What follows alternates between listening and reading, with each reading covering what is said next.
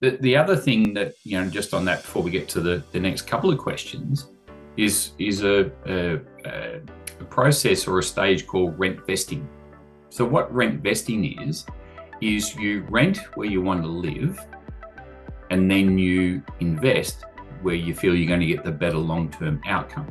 Now, especially in Australia, renting is somewhat frowned upon, whereas you look at some of the great cities of the world, New York, London, Paris, that type of stuff, so many people rent because they want to live in the hub of these great cities and they know they can't afford it, so they actually rent. So I think we're seeing a bit of a change in that, and this rent vesting really is becoming an element and a strategy that newer people are starting to look at this. So you might want to live in that great suburb, but you can't afford in there, but you get all the benefits of the lifestyle, and then you buy an investment property in a good location, good growth, good yield. The people then help pay that mortgage with you, and then as the property grows in value, the yield or the rental return increases as well, and then it could potentially ease that burden. Then you grow some wealth that way. So rent vesting is certainly a good way to do it. So the other question was about just buying the cheapest property you can. A lot of people would do that, wouldn't they?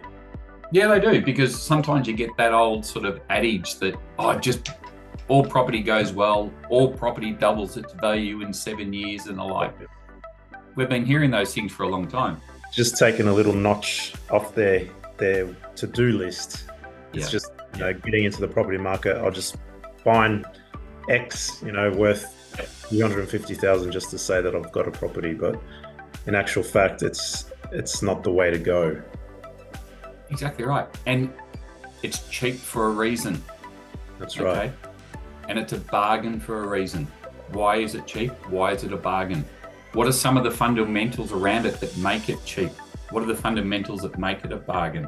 Yep. So I certainly discourage people for doing that. So I could actually show you two properties next to each other.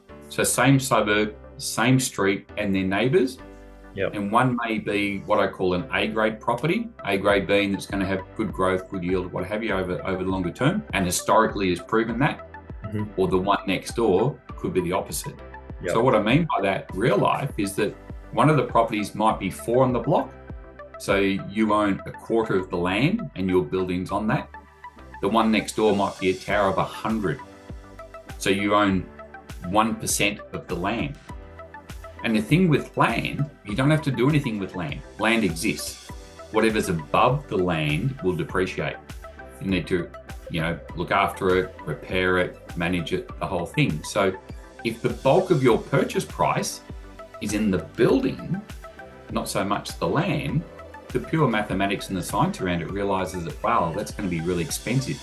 You're going to have lifts, you're going to have probably car stackers, you might have concierge, you might have gyms, all those sorts of things. So, it's getting that advice, especially from a good advocate that's independent, that can actually give you some of that guidance and advice. And a lot of people will see that as a benefit. They'll say, okay, there's an apartment building that I love. It's got the gym, it's got car park, it's got cafes. Some might even have saunas and swimming pools. And they're thinking, why should I pay extra gym membership? Why should I pay for extras, go to the swimming pools, saunas, when I can have all that where I live? Even some have dog washers and so forth. When I can have that all in my building and pay, for a one bedder, 300, 350, depending on the area. But coming back to what you're saying is it's not always the best avenue to explore. Exactly. And some of those owners corp or body corp fees in some of those towers are enormous. Yes, that's correct. Yeah, and they'd can be quite challenging to sell later on down the track just because of the ongoing cost of them. So